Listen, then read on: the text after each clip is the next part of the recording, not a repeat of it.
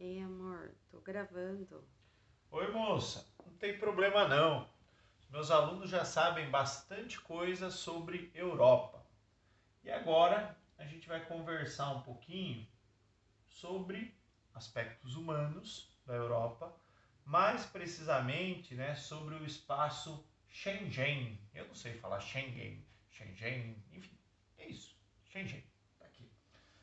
E crise migratória na Europa. Tem muita gente que confunde, né, o espaço Schengen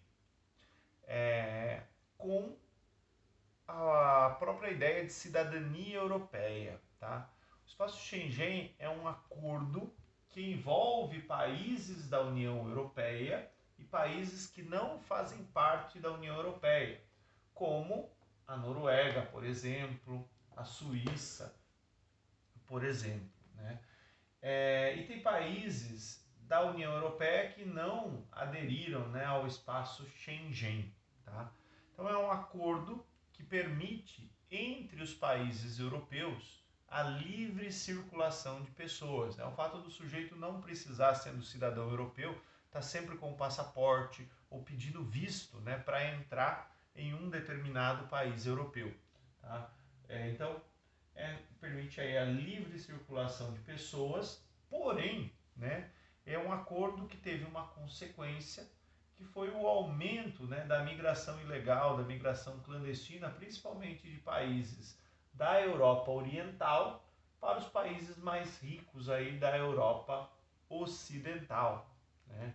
Então, assim, os países europeus eles começaram, né, a querer rediscutir Schengen, pensar se eles fizeram uma coisa boa, mas enfim, as fronteiras na Europa elas são bastante complicadas, né? Tem regiões, né, que as fronteiras elas passam às vezes pelas ruas, pelas calçadas, no meio das casas das pessoas. E teoricamente, né, o espaço Schengen ele veio para resolver esse tipo de problema entre fronteiras ali que seriam um pouquinho complicadas. Tá? Só que nos últimos anos, né, a Europa enfrentou um problema chamado de crise migratória. Né? Além dos imigrantes da Europa Oriental, né, a Europa começou a receber muita gente do norte da África e do Oriente Médio, principalmente sírios, né, vindo ali dos conflitos, das guerras que estavam acontecendo ali na Síria. Então esse é um mapa, né, que ele vai mostrando, né, as rotas de migração, né? Por exemplo, aqui do Oriente Médio, uma rota de migração por terra. Quem se lembra de 2015, 2016, circulava um monte de imagem, né, de pessoas tentando fazer essa travessia do Mediterrâneo em apinhadas ali, um monte de gente em barcos improvisados ou desesperados tentando fazer esse caminho aí por terra, né, com o objetivo de chegar aos países mais ricos aí da Europa. Né? Esse processo gerou, né, no continente europeu um monte de campo de refugiados, campo de imigrantes, né, para receber essas pessoas. Tá? Então aqui são as rotas de migração, né, a quantidade de pessoas originada de cada lugar, de cada região. Tá? Esse percebo continua, né, norte da África e Oriente Médio. Tá? A maneira como isso é feito, né, como essa travessia ela vai acontecendo. Tá? E hoje em dia, né, além das pessoas do Oriente Médio, do norte da África, né, também tem o fluxo de pessoas de outros continentes, né, tentando imigrar para a Europa. É interessante pensar, né, que historicamente a Europa enviou, né, repeliu, aliás, repeliu não, enviou seus cidadãos, né, como imigrantes para várias regiões do planeta para colonizar essas regiões, né? E hoje talvez os descendentes, netos, bisnetos, tataranetos desses europeus, né, tentam de maneira clandestina retornar, né, à terra dos seus ancestrais. Quando a gente pensa em processo de imigração, né, principalmente imigração em massa, ele vai ter aí uma série de vantagens e desvantagens ao mesmo tempo. Tá?